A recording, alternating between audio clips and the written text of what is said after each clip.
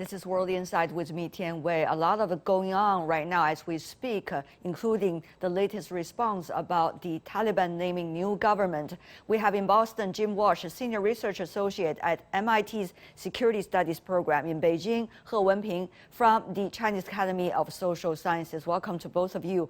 We see China and United States having very different agenda right now regarding what to do with Afghanistan. Mr. Walsh, I understand that the Secretary of State of the U.S. in Qatar, in some of the other countries trying to deal with the backlash after the chaotic withdrawal. How would you comment on the latest development? Well, I would say that the U.S., as it's withdrawing and helping people leave, and there's still some people left in Afghanistan, as they try to deal with that, they're trying to figure out their strategy towards the new Afghan government. The U.S. has some leverage here because it is a major donor to Afghanistan, and Afghanistan is dependent on international aid for its economy to survive. I mean, I don't think the Afghans did themselves any favor for U.S.-Afghan relations because they appointed their interior minister, who is on the U.S. list of people being sanctioned. You know, I hope that all parties can sit down and work something out. I thought your interview with the High Commissioner was fantastic. Congratulations to you, Wei, on getting that. And what comes out clearly to me is when he cites, as you said, root causes of displacement and refugees, part of it is fear and part of it is economic. So this will depend on what the Taliban does. Okay. If it does not control its own people and people continue to be fearful, then they will leave. If they are able to send a message of calm, then people will stay. So a lot depends on what that government does. But also a lot depends on what the new U.S., the administration in the U.S. is going to handle with the chaotic situation back at home. I understand Secretary Clinton from your country has agreed to testify in front of the Congress next week about his apparent mistakes in handling the chaotic withdrawal. That's according to the Congress women and men from both sides of the aisle. Mr. Walsh. I assume if people, it's clear that all the parties on the ground, the U.S. was surprised, the NATO troops were surprised, the NGO community was surprised, everyone was surprised that it all went as quickly as it did. Not the ultimate outcome, but the pace of how it happened. And naturally, you're going to want to investigate and see, what did you do right? What did you do wrong? Can you do better the next time? But that's has nothing to do with the immediate present. The immediate present is dominated not by the U.S. The U.S. is out of Afghanistan. The immediate present is dominated by two players, the Taliban and Pakistan. And but the future one would of also look at the root cause of the problems, for example, what's going on in Afghanistan and why it happened, and not even 20 years, probably even beyond 20 years. Let's talk about China, Professor He. China pledged already 200 million yuan, which is about 30 million US dollars in emergency supplies to Afghanistan people. Medicine, vaccines, food. What does it say about China's response to a neighboring country? Well, when the challenge is there, I think China made action. So it's not just ignore those crises, ignore all those difficulties there. So in this meeting, this video meeting, Chinese State Councilor and the Foreign Minister Wang Yi made very clear, not only saying China is going to offer this 200 million RMB worth those like COVID-19, this medicine, and also a lot of other things in need. Emergency supplies. Yeah, for people, because the winter is approaching. So this is saying the people urgently need. So we also call all those neighboring countries to work together, like anti-terror, to secure the border security and also guarantee the Afghan people can open their border. Because if all the borders sealed, and then how come those things can get in and get out? The other thing the Chinese State Councilor, Foreign Minister Wang Yi said is once again emphasize on the point that the Afghan government eventually needs to be an open and inclusive government,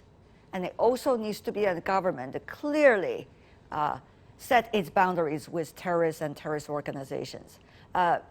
Professor He, what about the re-emphasis of this point again for Chinese State Council Foreign Minister today, hours after the Taliban announced the interim government name lists?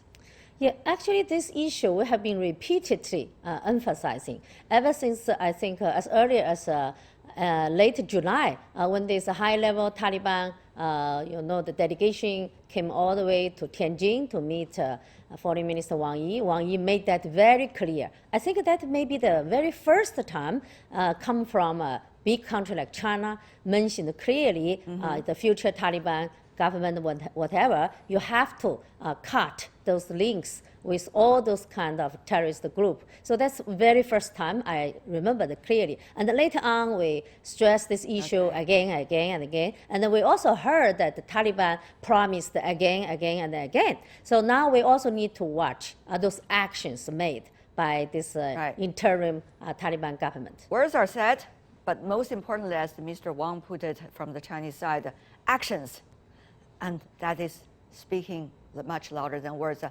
Before we go, a very crucial question. We see the interior ministers meeting about the G7 nations. We also see China together with her neighbors having this Afghanistan neighborhood foreign minister meeting. Also, we are likely to see coming Monday the UN going to host an emergency meeting on the humanitarian crisis in Afghanistan.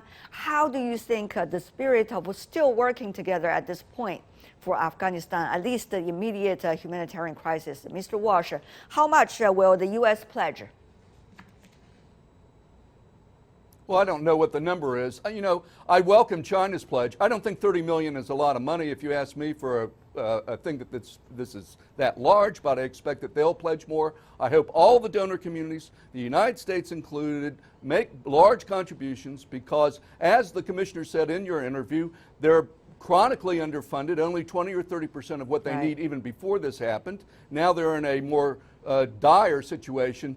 I think that the focus on Afghanistan will force the international community to step up and give more than it has in the past. And hopefully that attention will force the Taliban not to exclude girls or not to engage in violence, which makes the politics of that much more difficult. But this is humanitarian aid, and regardless of how you feel about the Taliban, the donor countries need to step up. Mr. Walsh, I'll follow up.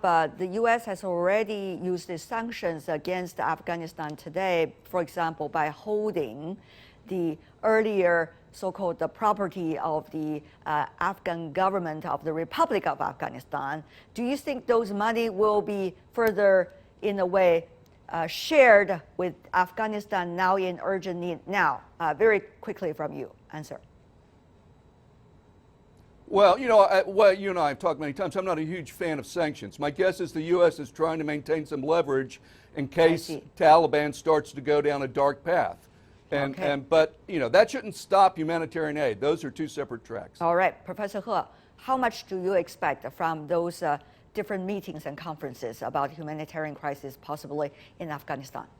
Yeah, I do hope, like Professor Walsh just mentioned, like White House can separate those two issues. Yeah, on the one hand, they've just frozen all those assets from Afghanistan. But now when we talk about the humanitarian assistance, I don't think these things can link up with anything like the future policy, Taliban. If you are waiting those times just to watch what's going to be the Taliban policy, and then maybe a lot of people died already. So I think definitely should be separate, those two things. If we talk about humanitarian crisis, we better do something to go against it and prevent it from further happening and spreading further. Thank you so much, Jim Walsh and He Wenping. Really appreciate it. Thank you.